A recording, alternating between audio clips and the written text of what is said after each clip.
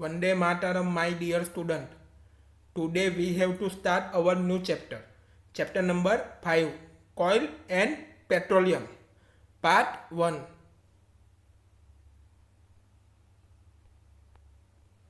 We use various materials for our basic needs. का हमको जो भी मटेरियल्स की ज़रूर होती है तो वही मटेरियल्स हम यूज़ करते हैं. Some of them are found in nature and some have been made by human efforts. तो सम जो भी मटेरियल्स है वो कहाँ से मिलते हैं? नेचर में मिलते हैं. एम जो भी सम आधे मटेरियल होते हैं वो कौन बनाता है? ह्यूमन एफर्ट से बनते हैं.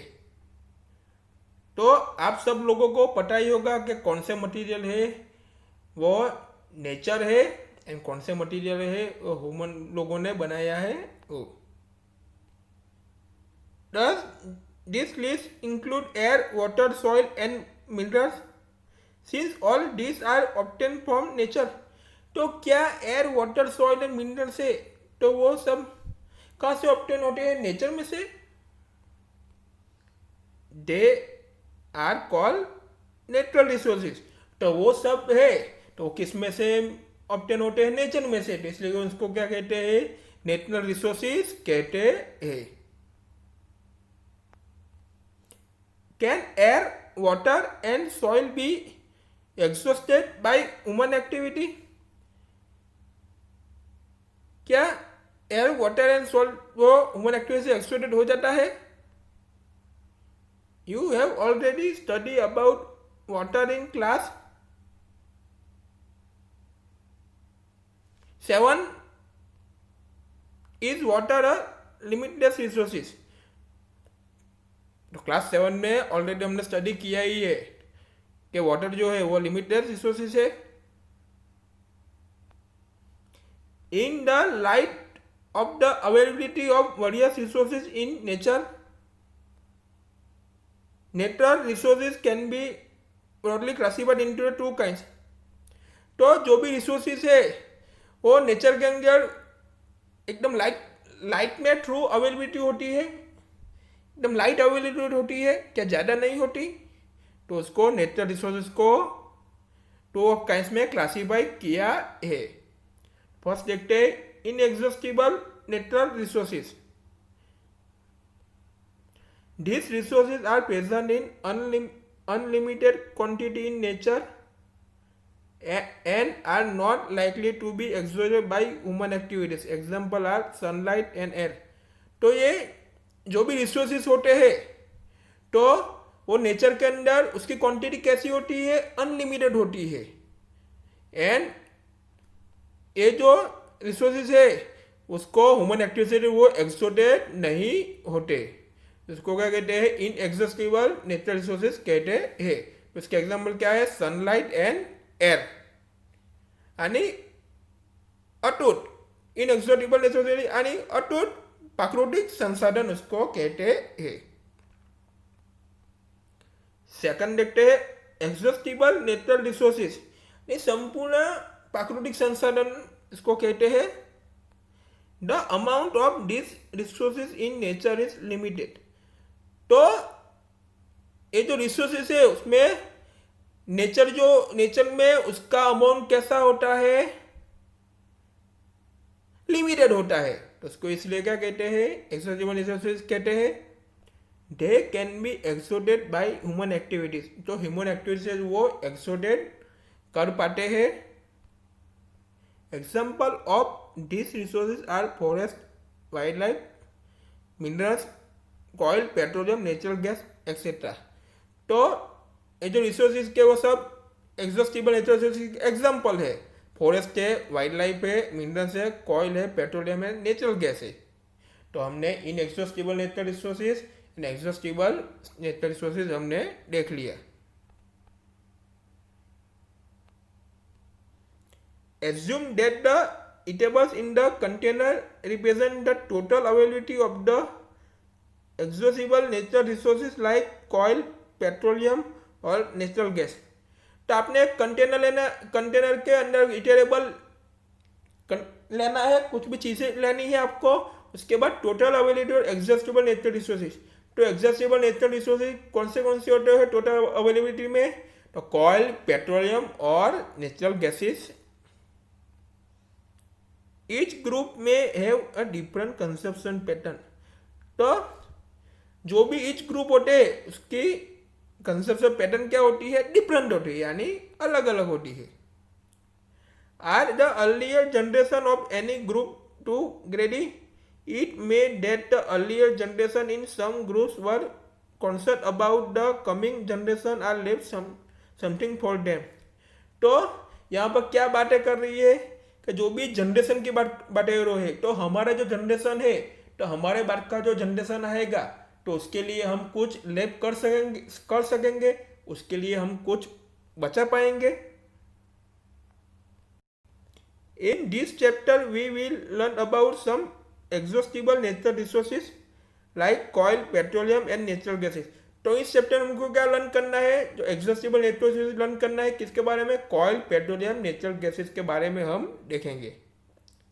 This were from the dead remains the living organism. तो वो कहाँ से मिलता है?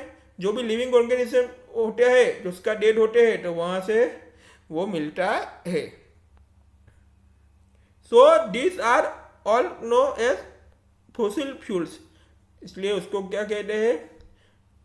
नॉन एज फॉसिल फ्यूल्स कहते हैं।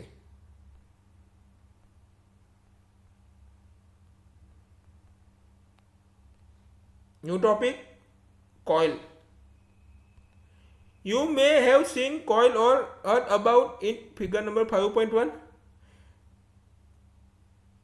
तो आपने कॉइल देखा ही होगा और सुना ही होगा कि कॉइल कैसा आता है, और उसके बारे में आपने सुना ही होगा, और आप सभी ने कॉइल तो देखा ही होगा। It is as hard as stone and is black in colour. तो कैसा है? हर स्टोन है, उसका कलर कैसा है? ब्लैक है। All the student look at the figure number 5.1 coil. तो ये फिगर किसकी है? कॉइल की है। तो वो कैसा है? हार्ड स्टोन है, उसको कलर कैसा है? ब्लैक है। Okay. Coal is one of the fuels use to cook food. तो कॉइल है वन ऑफ द फ्यूल्स है, और उसका यूज कहाँ पे? कुक फूड में वो फ्यूल्स के वो कॉइल का यूज होता है। Earlier it was used in railway engines to produce steam to run the engine। तो पहले उसका यूज कहाँ पे होता था? रेलवे इंजन में होता था। तो वो कहाँ पे क्या प्रोड्यूस होता था? स्टीम प्रोड्यूस होता था। तो उसके थ्रू ही स्टीम प्रोड्यूस होता था, उसके थ्रू ही रेलवे का जो इंजन होता था वो चल पाता था। It is also use in thermal power plants to produce electricity. तो उनका यूज कहाँ पे होता है? थर्मल पावर प्लांट में भी इलेक्ट्रिसिटी प्रोड्यूस करने में कॉइल का यूज होता है। Coal is also use to fuel in various industrial. तो वेरियस इंडस्ट्रियल में फ्यूल के तरीके से ही कॉइल का यूज होता है। Story of coal. About 300 million years ago the earth had dense forest in low-lying wetland areas। तो 300 मिलियन ईयर्स के अगो क्या हुआ था कि जो भी हमारी अर्थ थे तो उसके नीचे क्या था? लो लाइंग वेटलैंड एरियाज था। तो वहां पे क्या था? फॉरेस्ट था। Due to natural processes like flooding this forest got burn under the soil. तो नेचुरल प्रोसेसिंग आई, जब फ्लडिंग आया तब क्या हुआ? ये जो भी फॉरेस्ट थे वो क्या हुआ? सॉइल के अंदर सब दब गए, यानी पूरा फॉरेस्ट खत्म ही गया, उसके ऊपर क्या आ गई? सॉइल आ गई। एज मोर सॉइल डिपोजिट ओवर टाइम, तो उसके ऊपर ज्यादा से ज्यादा सॉइल क्या हो गई? जमा होने लगी। They were compressed, the temperature also rose as they sank deeper and deeper. Temperature जैसे हायर हो जाता है तब वो सॉइल भी है वो डीपर एंड डीपर यानी अंदर जाने लगी, दबाने लगी सब soil. Under high pressure and high temperature dead plants got slowly converted to coal. तो अंदर क्या होता है, high pressure and high temperature होता है. तो जो भी डेड प्लांट्स होते हैं तो स्लोली स्लोली उसमें किस में कन्वर्ट होता है, कॉइल में कन्वर्ट होता है. S coil contain mainly carbon. तो कॉइल में किसका कंटेंट होता है, मेनली कार्बन का ही कंटेंट होता है. The slow process of conversion of that vegetation into coil is called carbonisation. Carbonisation किसको कहते हैं कि जो भी डेड वेजिटेशन होते हैं उसका किसका कन्वर्ट हो जाता है, कॉइल में कन्वर्ट हो जाता है, कॉइल में कन्वर्जन हो जाता है. तो इन पूरी प्रोसेस को क्या कहेंगे, कार्बोनाइजेशन कहेंगे. Since it was from the remains of the vegetation coil is also called a fossil fuel. तो वो कहाँ पे मिलता है, कैसे मिलता है, या जो भी रिमेन्स ऑफ द वेजिटेशन होते हैं तो वहां से वो बनता है. तो कॉइल इज ऑल्सो कॉल्ड किसको क्या कहते हैं, फॉसिल फ्यूल भी कहते हैं. A coil mine is shown in figure number 5.2. All the student look at the figure number 5.2 of coil mine. यहाँ पे पूरा पिक्चर ये कॉइल माइन का दिखाया है कि कॉइल माइन कैसे होती है, इस फिगर में हमको देखना है. When heated in air, coil burns and produce mainly carbon dioxide gas. जब कॉइल को हवा में आप क्या करते हो, हीटर करते हो, तो क्या होने लगता है, कॉइल बर्स्ट होने लगता है, जलने लगता है. तो उसमें से क्या प्रोड्यूस होता है, कार्बन डाइऑक्साइड गैस उसमें से प्रोड्यूस होता है. Coal is process in industrial to get some useful products such as coke, coal tar and coal gas. तो coke, coal tar and coal gas product हमको प्राप्त करने के लिए भी इंडस्ट्रियल के अंदर कॉइल के ऊपर काफी सारे प्रोसेसेस होती है.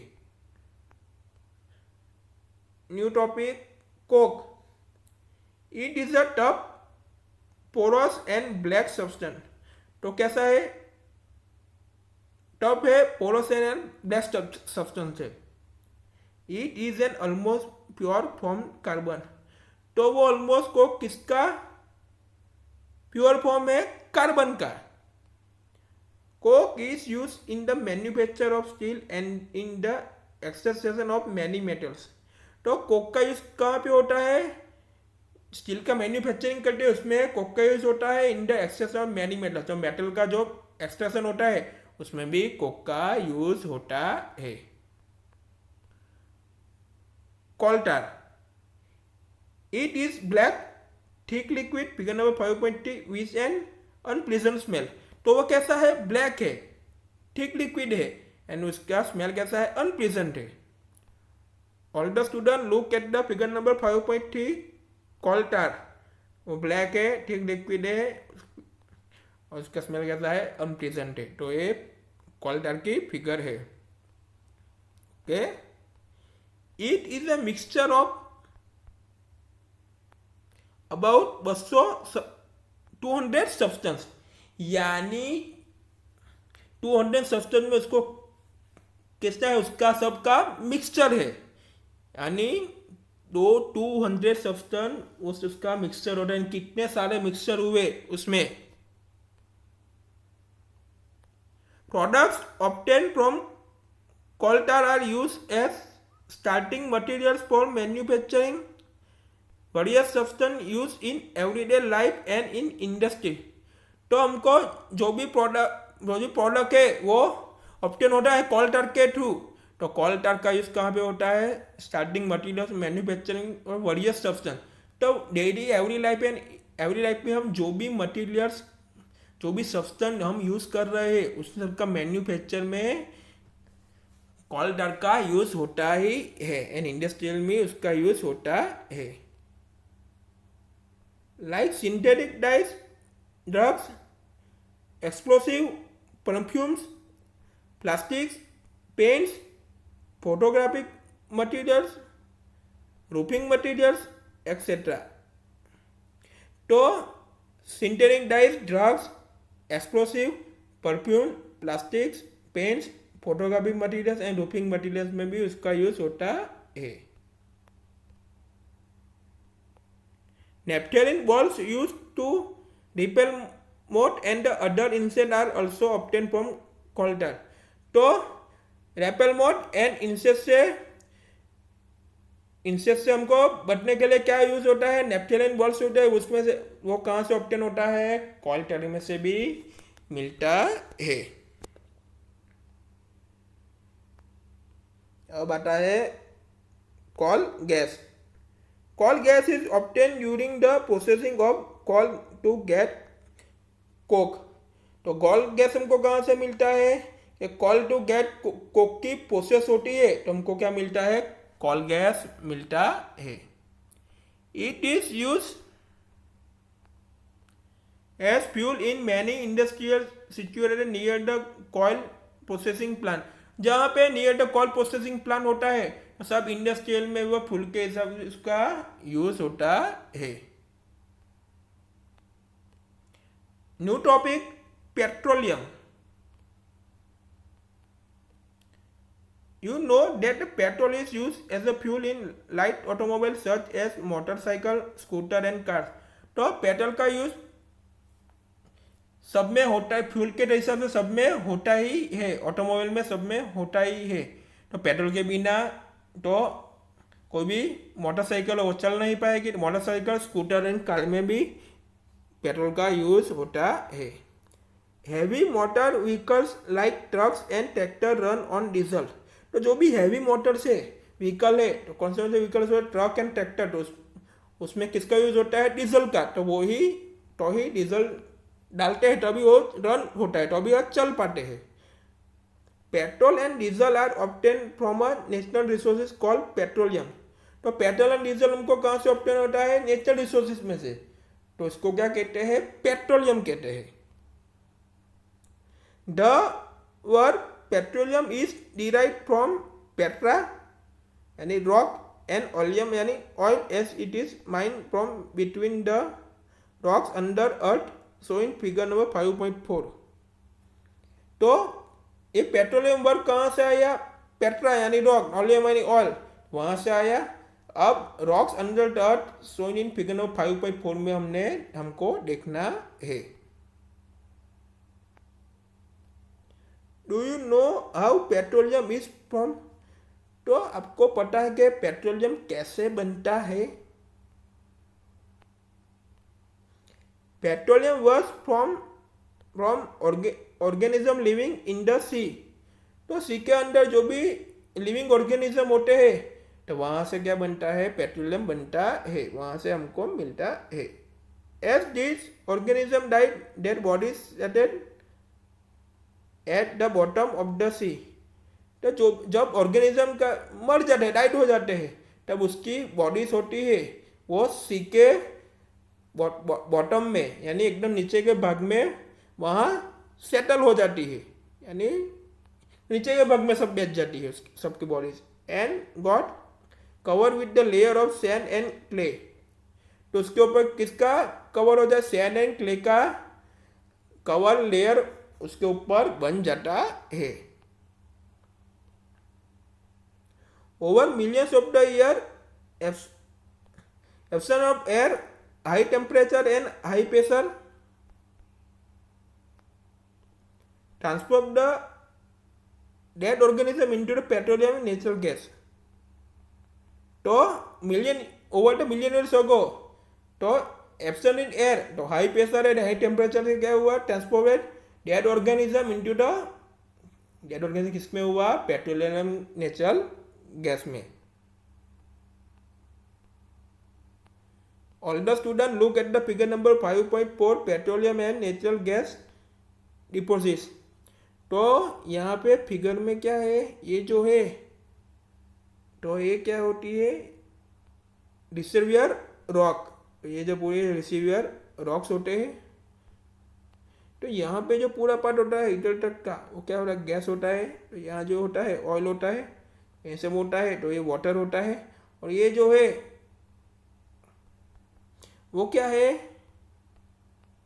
इम्पेरियस रॉक है, तो इधर जो ये है क्या है, वेल से, तो वो सिंपल ही प्रोसेस है।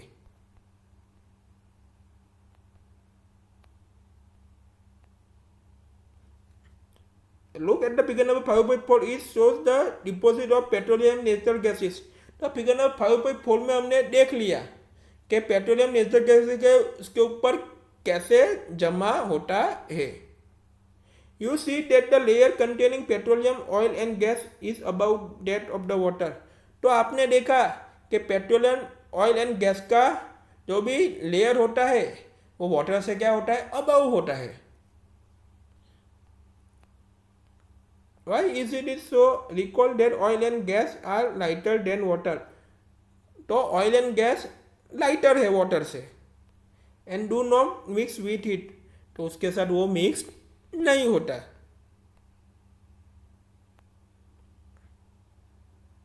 तो आगे देखेंगे refining of petroleum. Petroleum is a dark oily liquid. तो पेट्रोलियम है वो कैसा है, डार्क ऑयली लिक्विड है। It is an unpleasant odour. तो क्या है, अनप्लीजेंट ऑडियर है। It is a mixture of various constituents such as petroleum gas, petrol, diesel, lubricating oil, paraffin wax etcetera. तो उसमें किसका मिक्स होता है, वेरियस कंस्टिट्यूएंट किस क्या होता है उसमें, कंस्टिट्यूटेंट क्या होता है, पेट्रोलियम गैस होता है, पेट्रोल होता है, डीजल होता है, लुब्रिकेटिंग ऑयल होता है, पैराफिन वैक्स होता है। The process of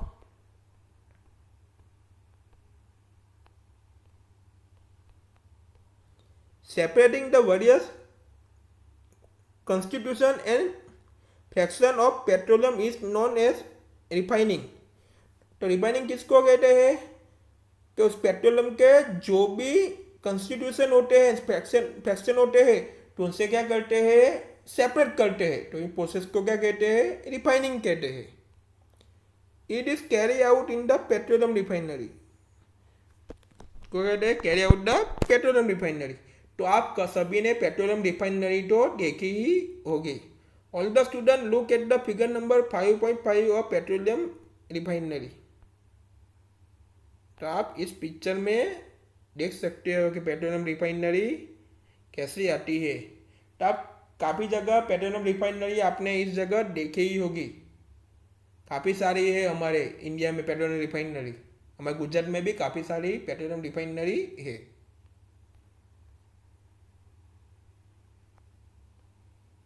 All the students look at the table number 5.1 various constitution of the petroleum and their uses.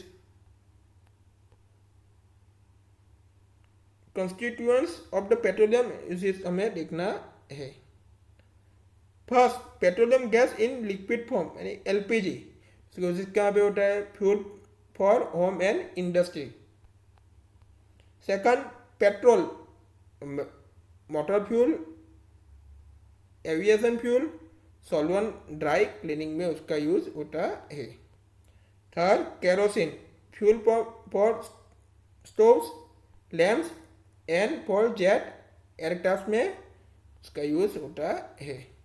Diesel, fuel for heavy motor vehicles, electrical generators, तो वो तो सब तो आपको पता ही है।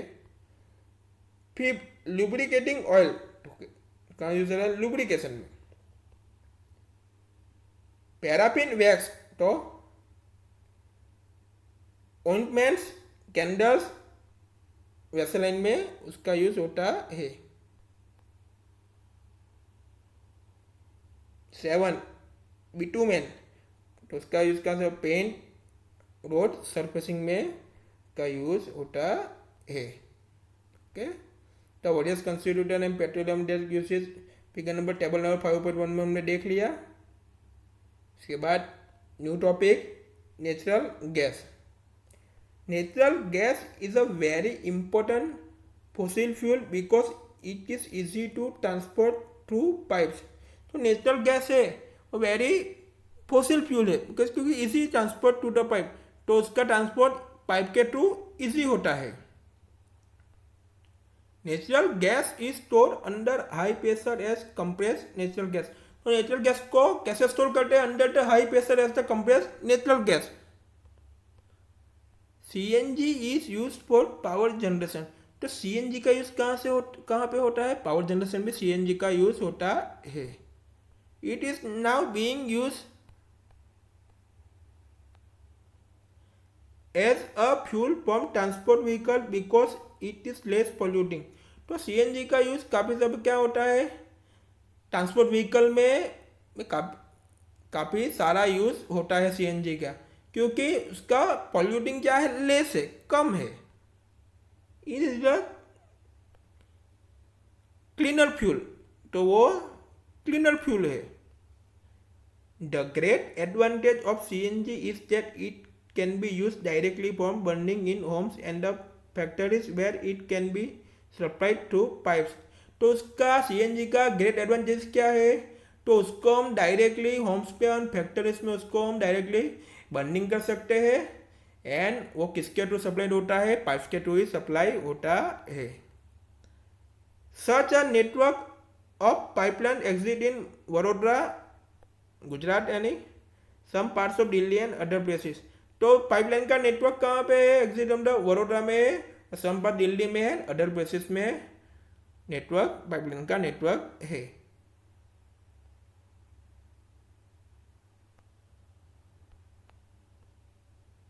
Natural gas is also used as the starting materials for the manufacture of a number of chemical and fertilizer। तो natural gas का यूज कहाँ पे होता है? Starting material manufacture of the chemical and fertiliser में भी नेचुरल गैस का use होता है। India has vast reserve of natural gas. In our country natural gas has been found in Tripura, Rajasthan, Maharashtra and in the Krishna Godavari delta. तो हमारे country में natural gas कहाँ से फाउंड होता है? त्रिपुरा में, राजस्थान में, महाराष्ट्र में, इन द कृष्णा गोदावरी डेल्टा में हमको नेचुरल गैस मिल जाता है।